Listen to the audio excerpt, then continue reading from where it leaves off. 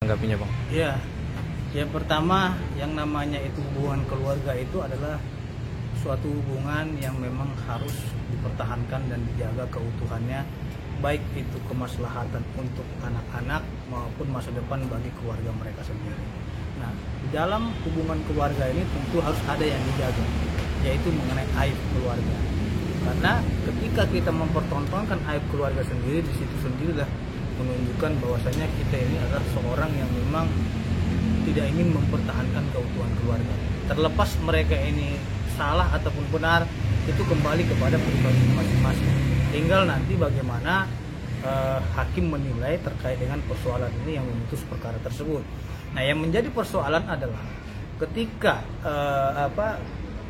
Paula merasa dirinya itu dipermalukan karena memang ada bocoran ya katanya kan putusan pengadilan itu diperoleh oleh masyarakat kan gitu, sehingga dia merasa dicemarkan ataupun difitnah sampai ia melaporkan kepada Komisi Yudisial.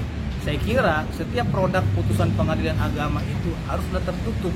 Makanya kalau ada sidang perceraian, sidang anak, sidang kasus KDRT, ya, pencabulan, pemerkosaan itu sifatnya tertutup. Karena apa? Untuk menjaga privasi antara pribadi keluarga ini. Karena ini permasalahan keluarga dan yang tidak boleh orang ketahui gitu loh. Nah, sekarang kan muncul persoalan baru ketika mereka ini saling mengklaim salah ataupun benar. Satu merasa terzolimi, satu lagi merasa dihina kan gitu. Jadi ini yang harus kita lihat dari segi pandang hukum. Karena saya lihat ini banyak banget rekaman-rekaman bertebaran terkait dengan yang katanya adanya dugaan perselingkuhan kan gitu, adanya dugaan ya masuk ke kamar dan lain-lain. Nah, ini yang menjadi persoalan gitu. Tapi langkah Paula yang mungkin ditempuh itu kan kemarin juga melaporkan juga ke Komisi Yudisial dan ke Komnas Perempuan juga gitu. Menurut Abang itu langkah yang tepat atau enggak? Kalau untuk mengubah putusan itu tidak dapat diubah dan tidak dapat diperbaiki terkait dengan hasil yang sudah diputuskan oleh pengadilan agama. Akan tetapi kalau memang ada ketidakprofesionalan yang dilakukan oleh hakim, contohnya menyebarkan isi putusan kepada khalayak lain, apabila memang terbukti melakukan penyebaran dan lain-lainnya, itu bisa dimintai pertanggungjawaban secara etik, ya, secara etik. Karena tentunya hakim ini juga kan bukanlah Tuhan, sebagai manusia juga. Nah, saya kira privasi orang, apalagi kasus rumah tangga seperti ini, harus dijaga oleh siapapun dan semua pihak. Nah, melaporkan ke Komisi Yudisial itu merupakan hak dan kita nggak bisa larang itu, karena Paula merasa hak-hak konstitusionalnya terlanggar dengan disebarkannya informasi-informasi yang menurut dia itu adalah informasi yang keliru dan dia tidak melakukan seperti itu. Apalagi ada kata-kata durhaka lagi katanya situ kan gitu. Dia tidak terima itu. Siapa sih yang mau terima perempuan disebut durhaka padahal dia sudah memberikan yang terbaik buat suaminya kan gitu. Padahal dia sudah memberikan hal-hal yang memang sudah luar biasa kepada suaminya. Mungkin dia keberatannya di situ. Makanya dia membuat laporan agar ini diluruskan nama baiknya. Tapi tepat ya Bang, maksudnya sah-sah aja gitu. Kalau pelanggaran ataupun kode etik yang dilakukan oleh hakim itu sudah tepat ke Komisi Yudisial ataupun satu lagi ada Bawas Mahkamah Agung Republik Indonesia. Bang, kalau yang disebut sebenarnya tuh kalau misalnya kita bicara soal putusan itu bisa nggak sih diakses sama khalayak gitu atau mungkin publik?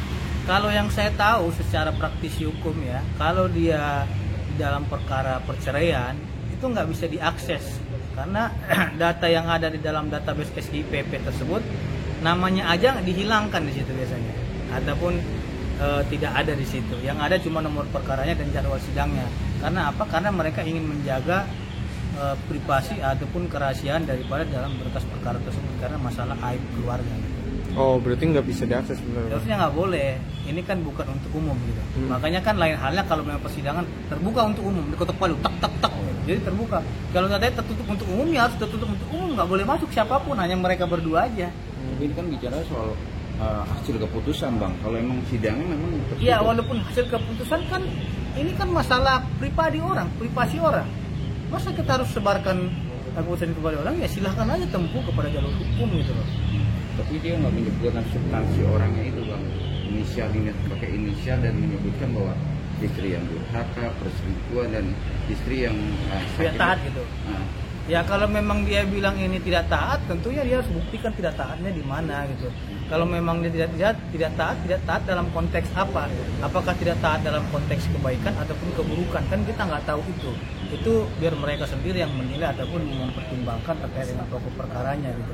Bang, terkait Paula kemarin juga sudah mengajukan banding ya, ke pengadilan agama itu sendiri. Nah, terkait ya penerapan hukumnya itu tidak sesuai bukti yang ada lah, intinya seperti itu, Bang. Dan merasa tidak ada keadilan di sini. Nah, mungkin gimana tuh, Bang, kalau dalam hal itu? Ya mungkin Paula merasa hak jawabnya itu tidak diakomodir dengan baik berdasarkan pertimbangan daripada hakim. Jadi maka dari itu karena memang tidak ada pertimbangan ataupun hal yang menurut Paula itu, ya dia menempuh jalur hukum seperti banding ya. Saya kira itu nanti adalah suatu hal yang sudah tepat karena banding itu adalah upaya hukum yang diatur oleh konstitusi kita dan itu sah secara hukum seperti itu. Kalau dari Abang mungkin ada win-win solution nggak sih terkait ya perseteruan antara Paula dan juga Baim ini sendiri gitu? Kalau Ya, dalam sisi hukum. Solusi saya yang pertama, ini kan kita harus melihat ada anak-anak mereka ya, yang harus dikedepankan itu dalam suatu persoalan itu adalah anak-anak. Apakah memang di dalam perceraian ini itu adalah solusi terbaik bagi mereka? Itu adalah keputusannya kembali kepada mereka masing-masing. Tinggal bagaimana kekisruhan ini jangan yang menjadi korban adalah anak. Karena di mana-mana pertikaian itu menjadi korban adalah anak. Nah, karena anak ini kan tidak salah. Anak ini tidak tahu bagaimana problem yang dialami orang tuanya. Solusinya tolong pandanglah anakmu, lihat anakmu ya. Bagaimanapun ceritanya, kalau orang yang berpisah itu tentu anaknya itu akan merasa sedih dan sakit hati. Memang di dalam hatinya dia bergembira kan gitu, tapi secara hati kecil dia berbicara, ibu saya mana, bapak saya di mana, pasti akan ada tanda-tanda karena itu. Tapi langkah dia ke Komnas Perempuan itu juga tepat juga, Bang. Itu adalah upaya hak dia untuk memperjuangkan hak dia.